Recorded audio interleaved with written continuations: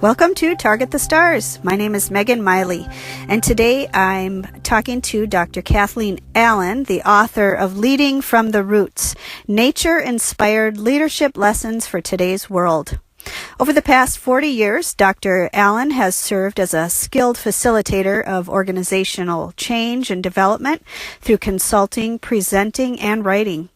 The earmarks of her work are the creation of shared ownership of the results of a change project, long-term sustainable change for the organization, and increased capacity for the staff members and leaders in those organizations. She has a doctorate in leadership from the University of San Diego, California. Dr. Allen will be at Majors and Quinn Booksellers on Wednesday, September 5th at 7 p.m. to read excerpts from her latest work and to sign books. Majors and Quinn is located at 30th Street and Hennepin Avenue in Uptown. First, let me tell everyone that I met you in January of 1991 at the College of St. Benedict. At that time, you were working as the Vice President of Student Development, and I had the privilege of working as one of your student assistants. So welcome, Kathy Allen. Thank you. It's fun to be here. Great, thank you. My first question is, what have you been doing since I last saw you in about 1995? Well, I stayed on at St. Ben's as the VP for another 4 years, and then in '99, I just decided to take a leap of faith and start my own consulting business, and I've been doing that ever since. Oh, wonderful. And you were consulting also, weren't you, when I was working for you? Were you doing that also? I had done presentations and some consulting, but mostly presentations and visits, going in as a leadership expert in residence or something like that for, maybe up to 20 years before that, on and off. Right. Part-time, because I was full-time employed in universities. And then, but I had flirted with going outside and starting my own business for a number of years, but it just wasn't right timing-wise. But in '99, I just thought, okay, I think this is the time. And I took a leap of faith, and it has been well rewarded. My clients are just stunning. I tend to work with people who are, initially, they were the folks who were really competent leaders in a traditional sense, but they knew that it wasn't sufficient, that there was, the world was changing too fast, and they needed more leadership that were more people who were focusing on the organization as a whole, institutional leadership instead of leadership of their division or their part. And so they initially were asking me to help them help their leadership teams work in more integrated ways to serve the larger organization instead of just their part of the organization. And then, so I tended to attract people who were innovators in organizational leadership and who were pushing the boundaries of what we thought leadership was. And so I've been on this journey with many, many of my clients for the last almost 20 years. Learning and thinking about leadership differently. Okay, and I'm thinking about that timeline of 1999, 2000 when I think back, that is about when acceleration pace of technology really started to come into play. Would you agree with that? Absolutely. Yeah, in St. Ben's, when I was there, we started to get computers and printers that were, accessible by students in around 93. And I think we still didn't know quite what we were doing as far as, we were still learning how to use them. But by 99, that's when the desktops were everywhere. Right? Desktops were everywhere.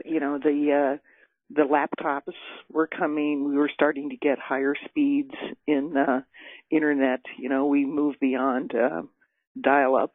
We went past You've Got Mail to other things. And we started seeing in that 91 to 99 span much more user interface with document sharing and all of that.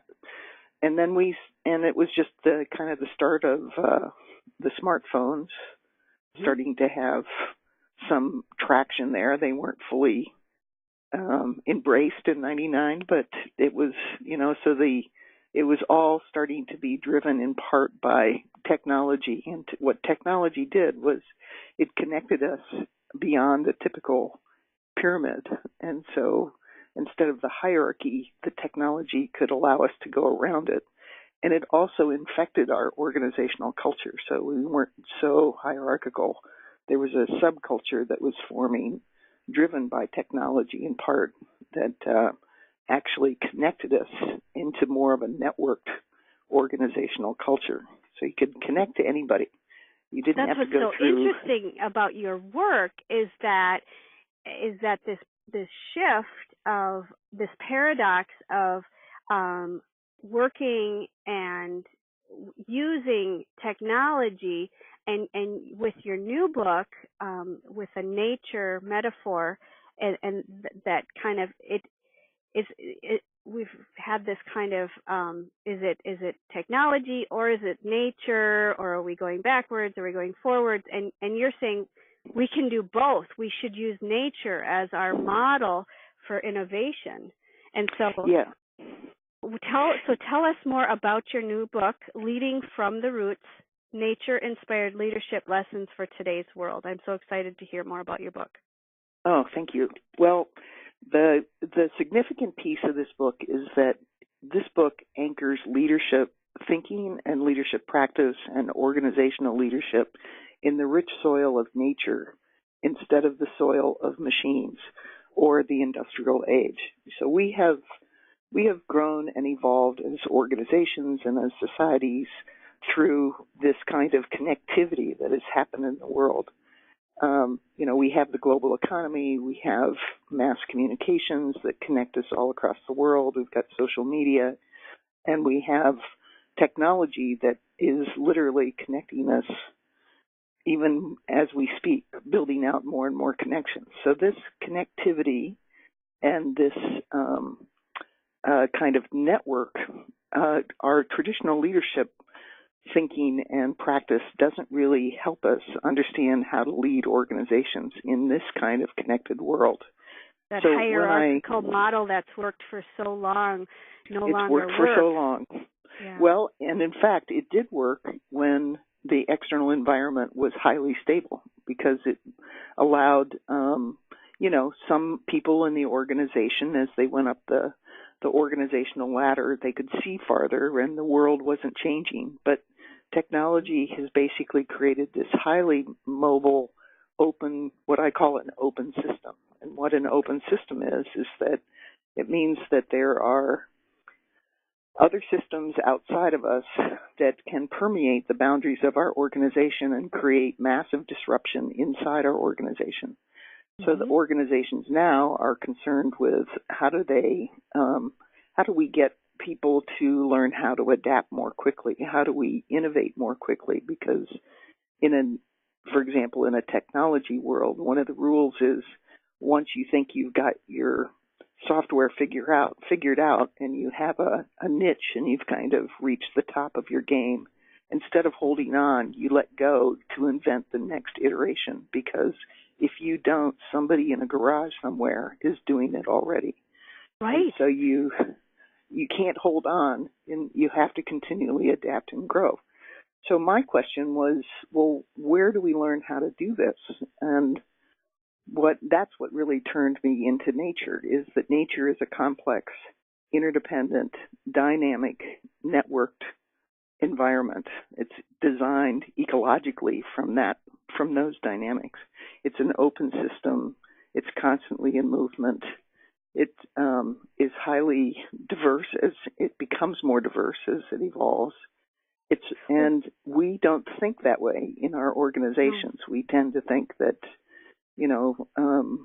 we should be in a specific place, in a specific job, keeping our head down, doing our specific duties. That's all assembly line kind of thinking. But nature, if you're not engaged, you're not living. I mean, you're in the process of dying instead of living, because nature is a highly engaged system.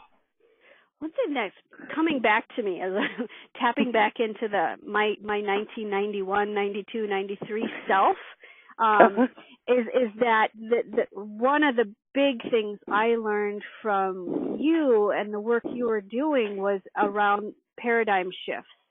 And how do we change our perspective and see things in a new way, a new light, and question our assumptions?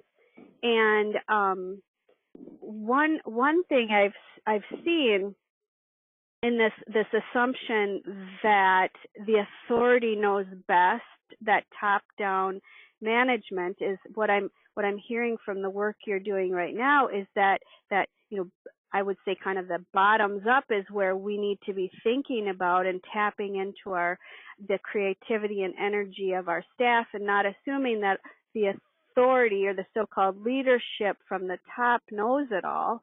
And so that's a paradigm shift for us, right? Yes, very much so.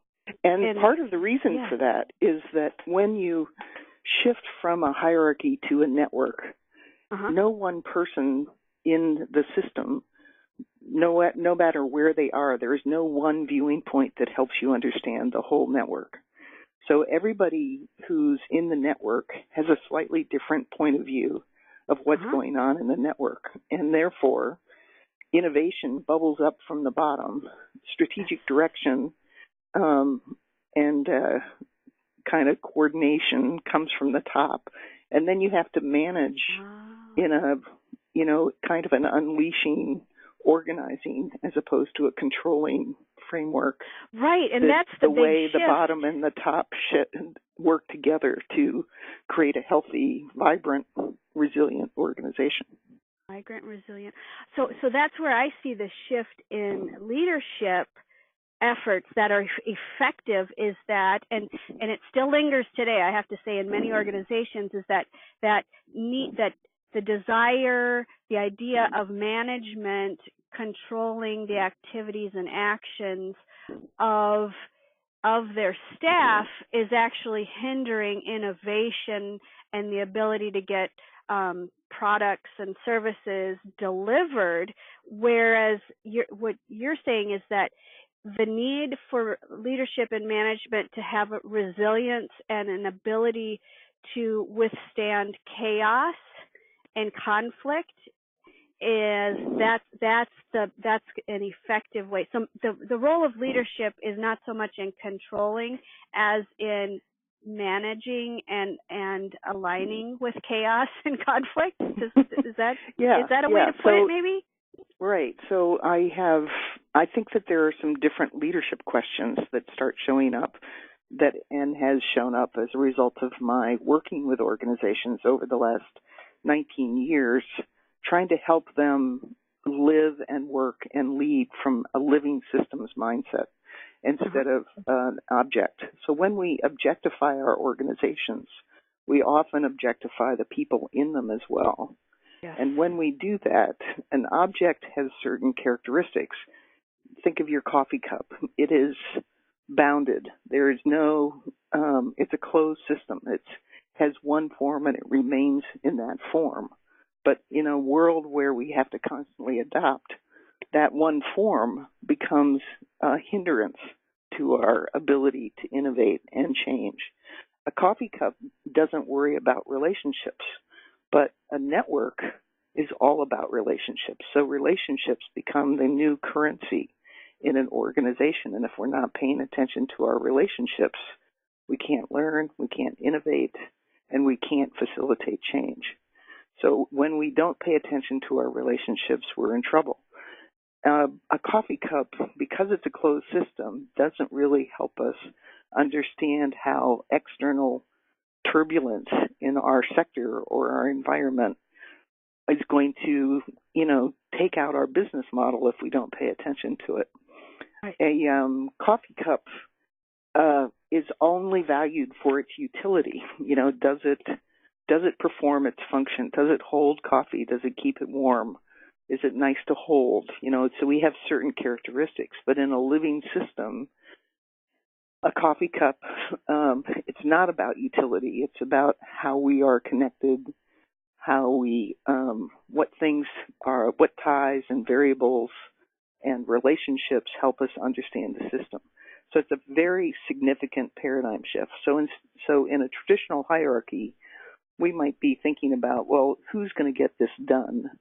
And in a network, we should be asking the question, what interactions will help make this work? So who do we have to bring together with different kind of knowledge and skills to talk about this particular issue that will then help us accomplish it? Or instead of, how do we make change or drive change through the organization? We in turn are probably asking the new question is, how do we unleash the talent and energy we already have? Instead of how do we overcome or stop resistance, we actually look at resistance as maybe having something significant to tell us that we should be paying attention to. So resistance becomes something that we want to integrate because it helps us see the system in a more integrated, holistic way. So we want to integrate it, and we also want to somewhat encourage the natural resistances that occur versus control and avoid them, which is what we have been doing. Or dampen them down. So for example, one of the odd things about human organizations is that in nature rewards cooperation and it banks on diversity. Yes. The reason it rewards cooperation is that as these ecological systems become more evolved, they become more diverse. And when they become more diverse, it creates opportunities for different species who have an abundance of one resource to exchange it with another species who has an abundance of a different resource that first species needs. And so they create these mutualistic relationships. But nature banks on diversity because that kind of generosity can't occur in a homogeneous genetic system.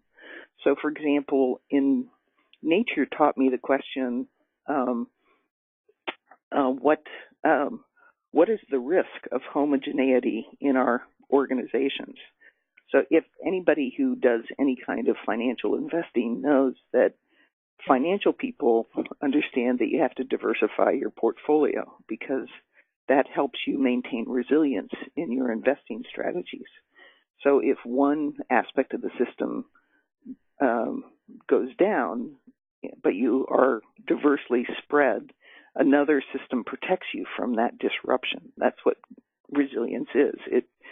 It's when a system can absorb disruption and still maintain function. So we don't really ask the question of what is the cost of homogeneity in our organization, but there is one. It means that we don't see certain things that people who approach things from a different perspective, a different age, a different ethnicity, a different gender would see or maybe be paying attention to. But nature depends on and banks on diversity because that's what builds resilience in natural environments. So it raises some interesting questions. So you talked about me as kind of a paradigm shifter. Yeah. That's what I see this book as. This book is all about helping us to shift our paradigm from objectifying organizations to seeing them as living systems and leading them. And then it talks, each chapter has a piece in it about what do we hold on to, what do we now need to focus on, and what do we now have to release because it no longer serves our function. It still is holding on to that old kind of mechanistic way of thinking about people and organizations. This is wonderful. I want to follow up this discussion with the question that, one thing I have continued to observe in most organizations with either ones I've been in or ones that my clients are currently in is that with a top-down management style that is not always conducive to innovative problem solving. Right. To better serve its clients and customers. So what leads me and what leads my frustration is that many organizations talk about how important staff input is. So I think that in 2018, most organizations understand the importance of diversity of staff and diversity of most of them get that, and most of them want to encourage staff input, but the talk and the walk is still not matching. So they might encourage staff input, but they don't actually utilize it. And so what I'm curious about, what companies, not necessarily naming them out, but companies that you've consulted with who have really walked the talk and both invited staff input to solve organizational issues, and what were some of the outcomes for those organizations that actually did that actually took the ideas and innovative concepts from staff, frontline staff. And so this question is a twofold. Is you tell us about, situations where that's happened, the outcomes for them, and then if they, when they were using the nature-based approach and how they thrived from that, from your work. I have lots of stories about this, and the book has lots of examples from my organizational consulting work of organizations who have actively been experimenting and what's happened for them. But here's a couple of examples. So, for example, when engagement and getting people to share their ideas and their positive energy and bring that to work can be a real challenge these days. But what we don't understand is that the reason why people don't show up and engage in our organizations and bring their best thinking and best selves forward is that they think the organization is an object. And once you think that is true, then the next question is, well, who owns it? And if they say, I don't own this, the CEO owns this, because that's where the money is going, right? That's where the compensation models are going. Then there's not a significant reason other than perhaps individual motivation to buck that system, because they don't own it and they're not going to receive the benefits of that. So I do a lot of executive coaching, and I was talking with one of my clients about this, and she we were just talking, I was just sharing my thought process around objectifying versus living system, and she said, I've always thought of my organization as a living system, but what's been frustrating her as a CEO is she can't get her frontline staff to engage. So she has been able to get that mentality into her senior leadership staff, but they're still struggling because almost everybody else in their organization sees the organization as a typical hierarchy. And then they say, this is your problem. This is not my problem. And so then they don't bring what they're thinking. So sometimes what happens, then it raises an interesting question for leaders, which is leaders now have to help change paradigms of the people on their staff who are thinking about leadership in a very traditional way. And because they just aren't willing to engage in an authentic way. The folks this is just terrific because what I think about, and hopefully I can add to this conversation, is that what I see from a lot of working with frontline staff as a counselor, as a career counselor, is that what I call trickle down trauma is that through past through it's like generational trauma in a family, but trickle down trauma is that through past jobs, employment situations, managers, when they have stepped up with an idea, they have been pushed down, ridiculed, shunned, fired. And so if you could if that CEO could understand that you're actually working with a front line that has been traumatized and somewhat programmed to do that. I call it organizational PTSD. Exactly. That is exactly what it is. And so I think it's not so much about they don't want to engage, and that's what the CEOs, the managers, the C-suites are making all the money. They got to take all the fault. That's one way to perceive it, and I think there's a lot of truth in that. But another truth is that either they themselves have been traumatized, or their parents have, or Yes. whoever their mentors are, who just say, you just shut up, show up. Yes. Yes. Yeah. So then, so one of my organizations, I've been doing kind of a group coaching process about once a month for a couple of hours with their senior leadership staff.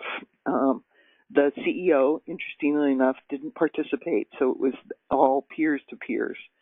And, was that a good thing? They chose not to participate, or? Yes, yes. It was an intentional choice on the CEO's part not to be in the room.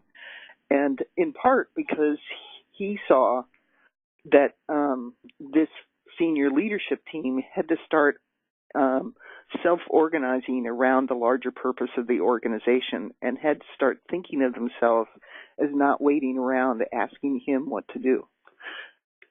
So, as a result of that, I did this kind of monthly coaching, and we would have these great conversations. Some of them were very practical, this is the issue that we're seeing. But the design was really to bring all of these senior leaders together in a deeper integrated understanding of the whole organization and how they needed to work together and have common kinds of orientations and belief systems and practices, so that the people underneath them didn't say, well, this department's not asking me to do that. Why are you asking me? Pitting the leadership against each other. Right. So eventually one of our conversations was about the organizational chart and how would an organizational chart look like from nature's perspective. And we started playing around with a tree. And then what we realized was that all the frontline staff were actually the leaves, because they were critical in translating the energy of the outside environment, which could be clients or customers, or relationships with, what the scanning of the environment and what was happening out there. And they had all of that knowledge and information. And if they were not at the bottom of the pyramid holding up the weight of everything above them, but actually in a living tree and actually critical to the organization's ability to absorb nutrients through photosynthesis. How does that visual image change the way frontline people see their relationship with the rest of the organization? So as a living tree, we had rain, soil nutrients in the root structure. We had the trunk. We had all these branches. But the leaves were actually, if we didn't have the leaves, we wouldn't have photosynthesis, and the tree would not be able to live. So basically, that was a way to help the frontline people see their relationship to everything else and also see why they were critical. They weren't just holding up the weight of everybody above them. They weren't invisible. They weren't vulnerable. They were an active, important part of the organization. So the tree helped people see how they were connected to each other and how they were connected to the external environment, which customers were a part of, but it was also the larger environment that was giving them resources like rain, sunlight, et cetera, et cetera. And just that visual image in terms of helping staff understand their relationship to the organization from a living framework instead of a mechanistic or objectifying framework started to shift things in the organization, and people started showing up in a different way. I often think that folks, every Monday morning, they decide whether they want to bring positive, negative, or neutral energy with them to their workplaces. And nature runs on sunlight. So sunlight is a free resource that with photosynthesis drives all life on our planet. And so I asked the question, well, do we have a version of organizational sunlight? And if so, what is it? this is kind of paradigm shifting question, right? Love it. And I finally came up with the idea that it was actually human energy.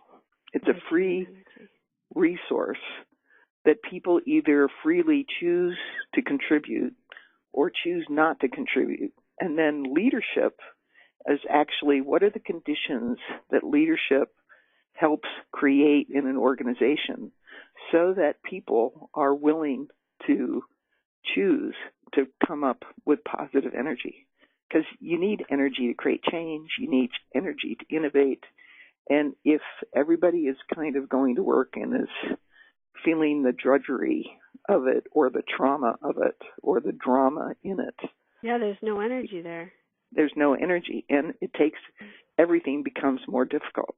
Everything takes more effort, more resources, more supervision, more money, more time to make it happen. More extrinsic motivation, right? Versus yes. When you're talking about sunshine and energy, that's where intrinsic motivation is, right? When it's yes. coming from within us to be putting our energy out for the organization. I love it.